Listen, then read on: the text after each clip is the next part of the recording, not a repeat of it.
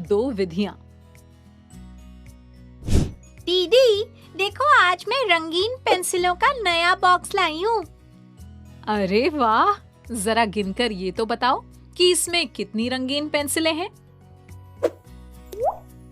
1 2 3 4 5 6 7 8। इसमें 8 पेंसिलें हैं दीदी। देखो, मेरे पास भी रंगीन पेंसिलों का एक बॉक्स ही है और इसमें 10 पेंसिलें हैं।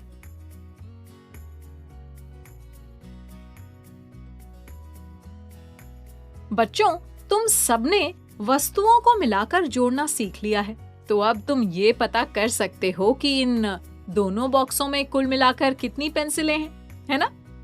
हाँ दीदी, 1 2 3 4 5 6 7 8 9 10 11 12 13 14 15 16 17 18। दीदी ये सारी मिलाकर हुई 18 पेंसिलें। बिल्कुल सही, शाबाश। यानी कि दोनों बॉक्सों में कुल मिलाकर 18 पेंसिलें हैं। तो बच्चों, यहाँ हमने दोनों बॉक्सों की पेंसिलों का मूर्त रूप में गिनकर जोड़ किया, है ना? बच्चों, आज मैंने अपने आंगन में लगे मिर्च के पौधे से कुछ मिर्चें तोड़ी। उनमें से 9 मिर्चें लाल और 5 मिर्चें हरी थीं। अब मुझे ये पता करना है कि मैंने कुल कितनी मिर्चें तोड़ी। तो इसके लिए हम क्या करेंगे? जोड़ ही करेंगे दीदी। याद है ना बच्चों, अमूर्त रूप में जोड़ करते समय पहली विधि या तरीके में हम दोनों संख्याओं को आमने सामने लिखकर उनके बीच एक जोड़ का चिन्ह लगा देते हैं। और उत्तर से पहले बराबर का चिन्ह भी लगाते हैं ना दीदी? हाँ पटर। अब हम इसी तरह इन मिर्चों का भी अमूर्त रूप में जोड़ करेंगे। तो अब 9 + 5 कुल मिलाकर हो गई 1 2 3 4 5 6 7 8 9 10 11 12 13 14 मिर्चें। तो इसे लिखेंगे 9 + 5 = 14 मिर्चें। यानी कि संपर्क दीदी ने कुल 14 मिर्चें तोड़ी। हाँ चटर। अरे वाह, देखो, पटर अपने बालों में लगाने के लिए कुछ रंग बिरंगे रबर बैंड लेकर आई है। चलो देखते हैं उसके पास कुल कितने रबर बैंड हैं। मेरे पास 6 लाल और 12 नीले रबर बैंड हैं दीदी। चटर, हम ये कैसे पता लगाएंगे कि पटर के पास कुल कितने रबर बैंड हैं? जोड़ करके दीदी। हाँ, सही बताया। तो चलो, जोड़ करने का जो तरीका हमने अभी सीखा है, उसी के प्रयोग से करते हैं दोनों संख्याओं का जोड़।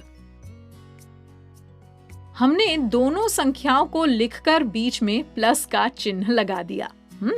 अब बराबर का चिन्ह भी लगा दीजिए दीदी। लो, ये लग गया बराबर का चिन्ह। अब सारे रबर बैंडों को मिलाकर गिनते हैं और इनका जोड़ पता कर लेते हैं।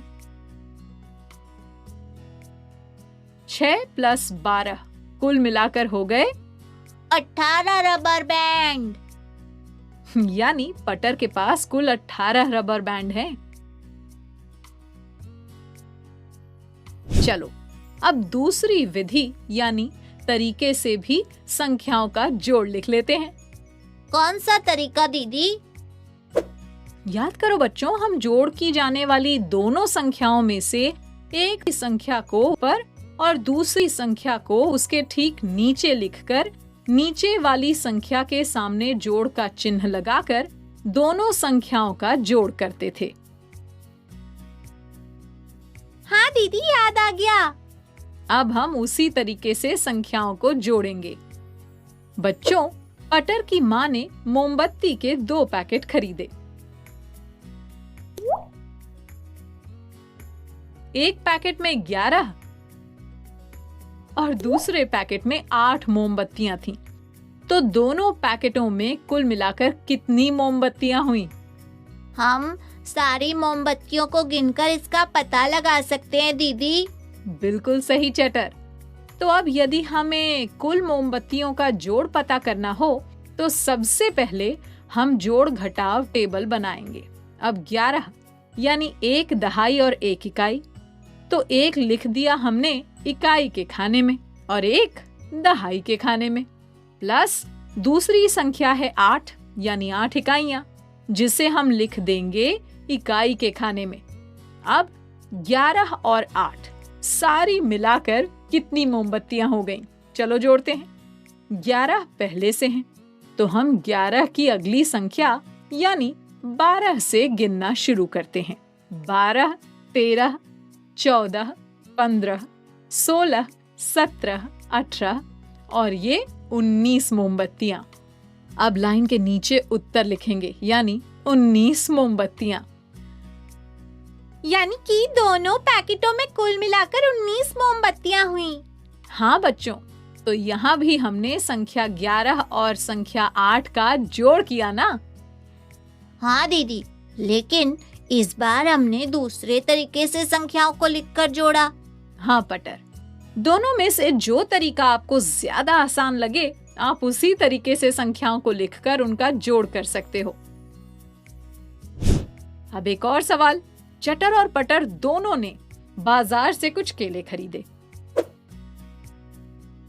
चटर ने 7 और पटर ने 8 केले खरीदे, तो दोनों ने कुल कितने केले खरीदे? हाँ, तो बताओ, चटर ने कितने केले खरीदे? 7 केले ना? और पटर ने 8 केले, तो कुल कितने केले खरीदे ये जानने के लिए क्या करेंगे? जोड़ करेंगे ना। कुल यानी जोड़। तो 7 + 8 पता करना है।